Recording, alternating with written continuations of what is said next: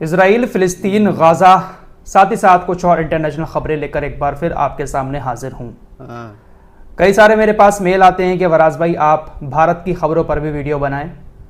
भारत में भी बहुत कुछ हो रहा है। देखिए, कोई बड़ी बात होती है, कोई बड़ा मुद्दा होता है तो मैं उस पर कोशिश करता हूं कि वीडियो बनाऊं, लेकिन बाकी टॉपिक पर वीडियो बनाने के लिए बहुत सारे चैनल हैं। हज़ारों चैनल ऐसे हैं जो भारत की खबरें आप लोगों तक पहुंचाते हैं, लेकिन ये जो गाज़ा फ़िलिस्तीन वाला मैटर है, इसको लेकर सही खबरें आप तक पहुंचाने वाले चैनल बहुत कम हैं। 2-4 चैनल ही हैं जिसके ज़रिए गाज़ा फ़िलिस्तीन की सही खबरें आप तक पहुंचती होंगी।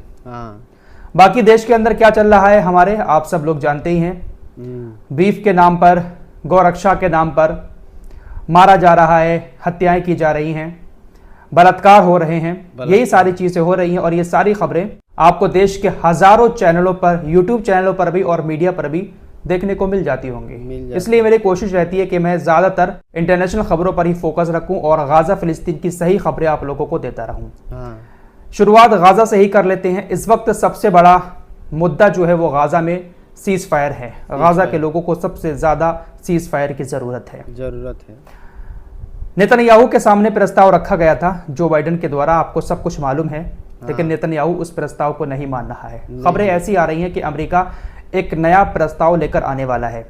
6 नागरिकों की जो बॉडी मिली है बंधकों की, उसके बाद अमेरिका कोशिश में लगा हुआ है। हालांकि मुझे पर्सनली बिल्कुल भी इस बात पर यकीन नहीं है कि अमेरिका सीज़ फायर की कोशिश कर रहा है।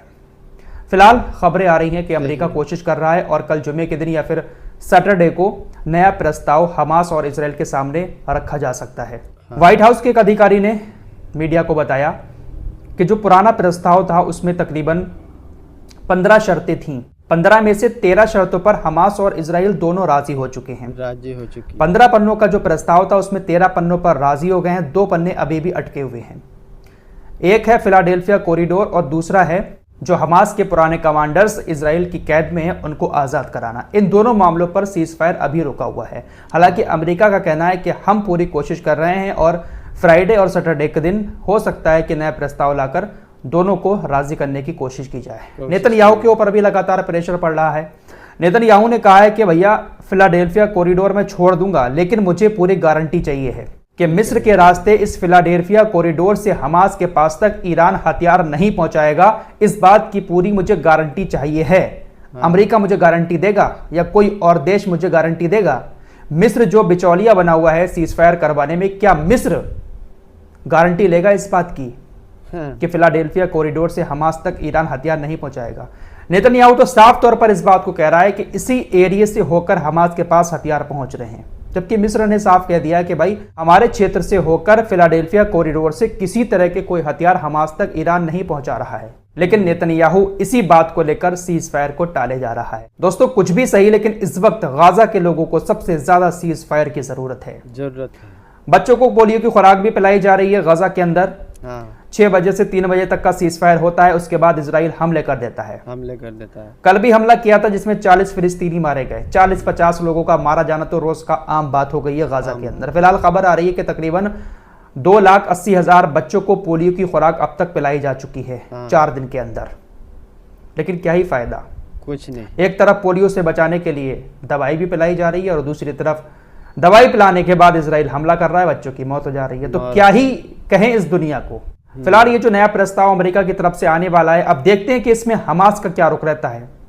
क्या हमास के खिलाफ कोई शर्तें रखी जाएंगी, इजराइल को राजी किया जाएगा? देखने वाली बात होगी। फिलहाल इजराइल का जो चैनल 12 है उसने हमास को लेकर कहा कि पिछले 10 महीने के युद्ध में हमास इस वक्त 10 महीने पहला जैसा हो गया है। हमास के लड़ाके बहुत सारे मारे भी गए हैं, लेकिन एक बार फिर से हमास 10 महीने पहले की तरह ही मजबूत हो गया है, क्योंकि खबरें ऐसी आ रही हैं कि गाज़ा के अंदर हमास को तकरीबन 3,000 फिलिस्तीनियों ने ज्वाइन किया है। 3,000 नए लड़ाके गाज़ा के अंदर हमास के साथ शामिल हो चुके हैं। इसलिए हमास अभी भी ताकत के साथ इजराइल का सामना कर रहा है। ईरान अभी भी इजराइल को धमकियां दे रहा है और ईरान अभी भी इस तरह की बातें कर रहा है कि जैसे हम हमला करेंगे। ईरानी सेना के एक सीनियर कमांडर ने एक बार फिर से इजराइल को चेतावनी देते हुए कहा है कि तैयार रहो, हम कभी भी हमला कर सकते हैं, हमारा हमला जरूर होगा और बहुत गंभीर होगा, लेकिन समय नहीं पता है, कभी भी हमला हो सकता है। ईरान के सुप्रीम लीडर अयातुल्लाह खामेनेई ने इजराइल को लेकर कहा है कि इजराइल एक आतंकवादी देश है और इलाके में कत्लेआम करता है, खून बहाता है, इसकी सजा उसको जल्द मिलेगी। जॉर्डन के किंग अब्दुल्ला ने एक बार फिर से कहा है कि हम फिलिस्तीन को कभी अकेला नहीं छोड़ेंगे, हम हमेशा इजराइल के साथ कांटेक्ट में रहते हैं, इजराइल से हमेशा फिलिस्तीनी मुद्दे पर बातचीत करते रहते हैं। बाबा जी का ठुल्लू मिलेगा ऐसी बातचीत से। इन देशों की तरफ से स्टेटमेंट तो ऐसे आते हैं जैसे इनकी बातचीत से कुछ हो रहा हो। नेतन्याहू इनकी सुनता कब है? बातचीत तो इनकी होती है लगातार इजराइल से, लेकिन बातचीत में बात सिर्फ नेतन्याहू ही करता होगा, ये सिर्फ सुनते होंगे। इजराइल ऑक्यूपाइड फोर्सेस के हवाले से खबर आई है कि कल हिजबुल्लाह ने उत्तरी लेबनान के बॉर्डर से तकरीबन 65 रॉकेट दागे हैं। एक के बाद एक दनादन रॉकेट उधर से आए। कुछ रॉकेटों को इंटरसेप्ट कर लिया गया इजरायली एयर डिफेंस सिस्टम के द्वारा, और कुछ रॉकेट जाकर इजराइल के अंदर गिरे हैं, जिसमें खतरनाक आग लग गई है। हिजबुल्लाह ने उत्तरी इजराइल में छोड़ा कुछ नहीं है, जितने भी खेत थे सबको जला दिया, जितने भी फॉर्म थे वहां पे सबको जलाकर राख कर दिया है। हिजबुल्लाह ने तबाही तो बहुत मचाई है। आपको पहले भी बता चुका हूं कि जब इस तरह की तबाही होती है तो इजरायली मीडिया को वहां पर पहुंचने की इजाजत नहीं दी जाती है, उसको सेंसर कर दिया जाता है कि इन खबरों को बाहर ना आने दिया जाए।